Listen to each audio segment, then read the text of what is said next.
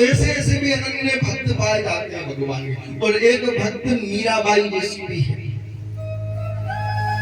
अटूट प्रेम समर्पण भगवान अखिल कोटि ब्रह्मांड के नायक श्री वृंदावन बिहारी के प्रति। वो मीरा भक्तिमय मेवाड़ में जन्म लेकर दूधाजी महाराज के यहाँ पर उनके पिता संगा के यहाँ पर जन्म हुआ उनका। अनेकों कठिनाई, अगर आपको पता है भक्तों को जब जब आप भक्त बनोगे भगवान के, जब जब आप समर्पण भाव भगवान के प्रति रखोगे तो अनेकों परीक्षाएं तुम्हें देना पड़ेगा। अनेकों परीक्षाएं देना पड़ती है भक्तों को, अनेकों परीक्षाएं देना पड़ती है। कभी पौआ मांस खाने वाला, उल्टे सीधे कर्म करने वाले को कभी परीक्षा से कोई कुछ नहीं पूछता कि ये क्या कर रहा है, लेकिन भक्तों को परीक्षा देना पड़ती है, ढोंग कर रहा है, आगंड कर रहा है। तो मीराबाई को अनेकों परीक्षा देना पड़ी। मीराबाई का पता है आपको, मीराबाई जो आई है ना कलयुग में आई है, कलयुग में आई हमारी मीराबाई, हमारी तो माँ है। बताते हैं कि उनका एक जन्म द्वापर युग में भगवान श्री कृष्ण के समय पर ही हो गया था। एक गोकुल में उनका जन्म हुआ, जो दूसरा अवतार कलयुग में हुआ मीराबाई का। तो एक गोपी के रूप में जन्म हुआ मीरा गोकुल में। ऐसी गोपी जैसे ही नव विवाह कर आई, नव विवाह करने के बाद में उसकी सास ने और ननद ने कहा कि तुम घर से बाहर नहीं निकलोगी और अपना ये घूंघट को हटाना ही नहीं किसी भी हाल में। अगर तूने हटा दिया तो तू गई, किसी भी हाल में अपना घूंघट नहीं हटाना। जो गोपी थी अब सास और ननद से कोई सवाल जवाब नहीं करना, क्योंकि आज्ञा का पालन करना किसी भी हाल में, आज्ञा का पालन होना था। लेकिन जो गोपी थी, समय बीतता चला गया, गोपी कभी घर से बाहर नहीं निकल पाती। लेकिन उसके मन में जैसे कि कोई कहता है कि उस व्यक्ति को हमको कभी भी नहीं देखना किसी भी हाल में। कईयों ने कह दिया वो गुरुजी आ रहे हैं गार्डन वाला वाले, तुम्हें बाहर नहीं निकलना, अपने को माला नहीं चढ़ा। लेकिन कईयों के मन में होती है ऐसे गुरुजी है कौन, कहां से आए ऐसे गुरुजी। तो उसके मन में भी बड़ी लालसा थी कि कुछ समय से काफी समय बीत गया कि ऐसा कौन कन्हैया है, ऐसा कौन नटवर है जो चित्त को चुरा लेता है। समय बीतता गया, एक दिन गोपी को उसकी जो सास थी, सास बीमार हो गई, पानी भरने के लायक नहीं बची। न होने के कारण से उसे यमुना किनारे जाना था जल भरने के लिए। गोपी को, गोपी यमुना किनारे जब गई तो सास ने पहले ही समझा दिया कि किसी भी हाल में उस कन्हैया की ओर नहीं देखना। अगर वो आकर देखे भी और अपना पंडू तो किसी भी हाल में घूंघट नहीं उठाना, चाहे कुछ भी हो जाए आ जाए।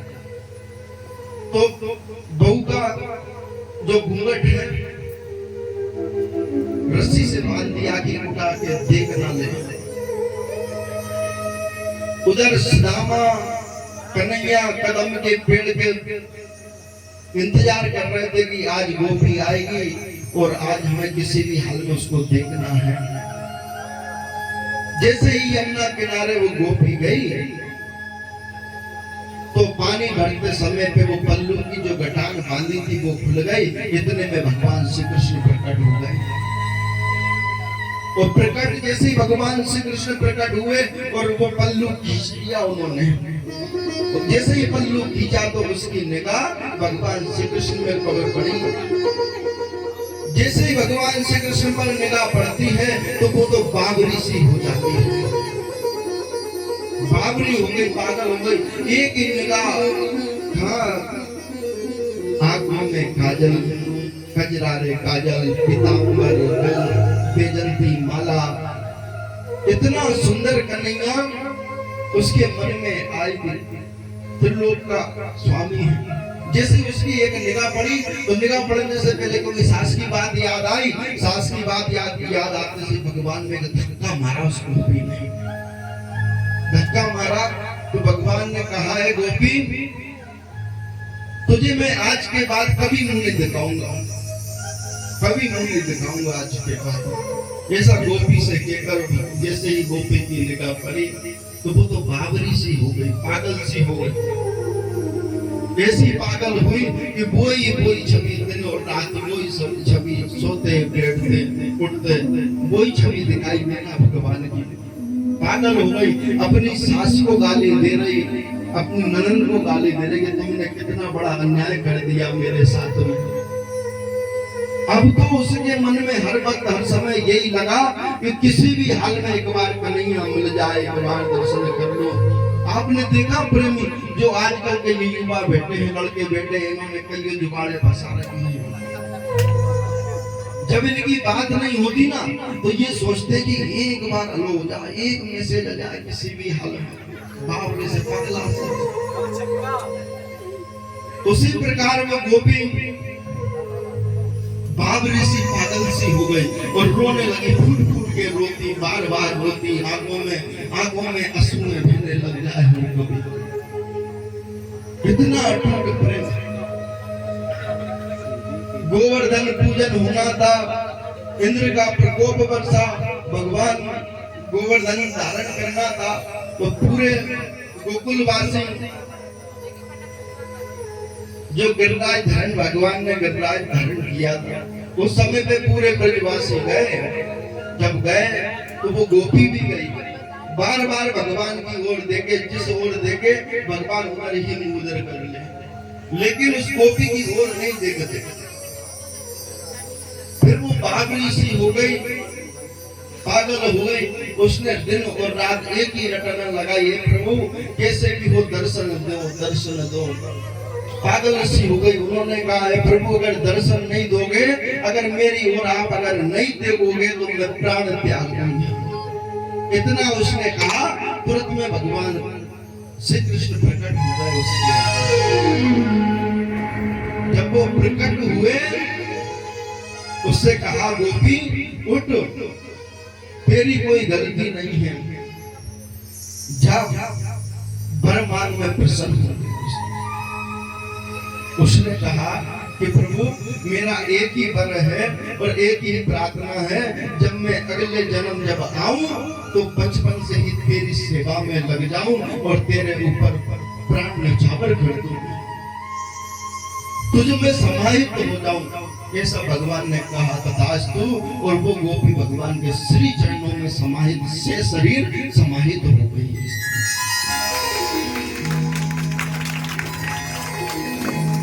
उसका इतना प्रेम देखकर जब भगवान द्वापर युग में ये कहकर वरदान देकर चले गए, इस कलयुग में फिर मीराबाई के रूप में मेवाड़ में महाराज पिताजी के यहाँ पर जन्म हुआ। समय बीतता गया, समय चलता रहा, समय का चक्र। एक दिन मीराबाई से उनकी माता ने कहा, भगवान ठाकुर जी की सेवा कर रही थी उनकी माता जी, तो एक बारात निकल के जा रही थी। बारात निकल के जाते समय पर उन्होंने देखा कि इस पे घोड़ी पर दूल्हा सवार है। मीराबाई ने पूछ लिया कि माँ मेरा कौन दूल्हा है, मेरा दूल्हा है कि नहीं? तो उनने मजाक में कह दिया कि तेरा दूल्हा तो ये नटवर नागर है, ये कन्हैया ही तेरा दूल्हा है। तब से ही मीराबाई के मन में कि मेरो तो गिरधर नागर दूसरो ना कोई।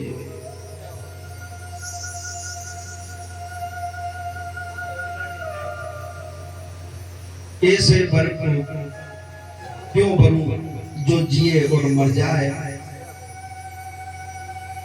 ऐसे वर को मैं वरूं, मेरो तोड़ लो अमर हो जाए। ऐसा वर क्यों वरूं जो मनुष्य के रूप में हो, ऐसा वर वरा उसने जो उसका चूड़ा हमेशा के लिए अमर हो गया। हम आज भी गुणगान कर रहे हैं उनके। समय बीतता गया, भगवान श्री कृष्ण को ही उन्होंने अपना पति मान के, फिर मीरा का समय आया विवाह का।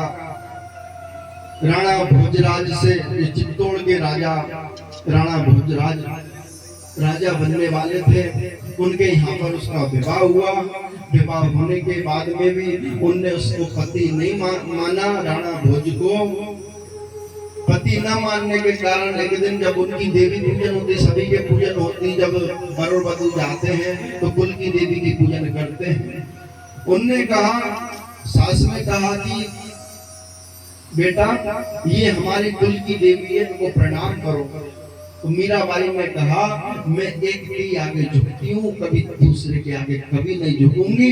माना कि ये हमारी कुल देवी, इनको मेरा प्रणाम है बारंबार।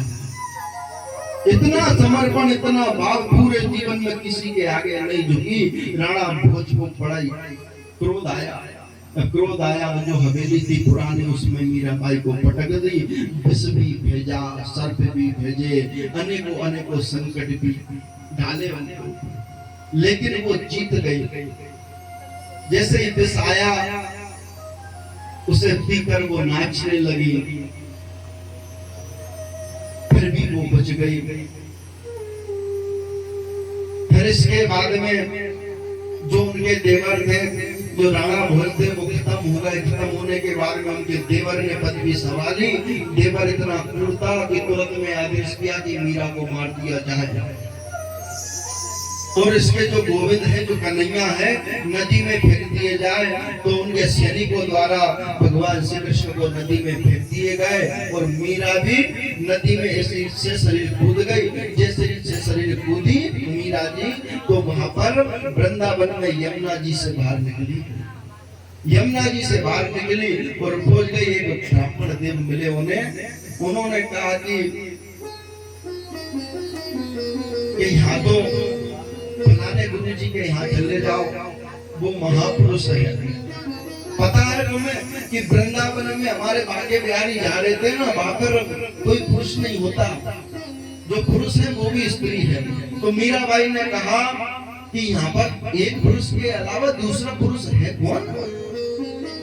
आज भी वहां के लोग सब स्त्रियां हैं, जितने भी पुरुष हैं वो भी स्त्री है। मात्र अगर एक पुरुष है तो वो हमारा भाग्य बिहारी है। अगर पुरुष अगर है, भी स्त्रियां ही हैं, गोपियां ही हैं उनकी सरकार की। अगर कोई अगर पुरुष है तो हमारे भाग्य बिहारी जो विराजमान है वही है। ऐसी उन्होंने कृपा करी, सबसे कहा। वो गुरु जी आचार्य चकित हो गए। उन्होंने कहा, सही कहा, पहली बार कोई भक्तमती मीरा आई है। उन्होंने कहा कि सही कहा कि हम तो सब स्त्रियां हैं, गोपियां ही हैं, पुरुष तो एक भाग्य बिहारी है। पता है तुम्हें, जब भाग्य बिहारी का, आप भाग्य बिहारी के दर्शन करने गए, आप कौन कौन गए हैं?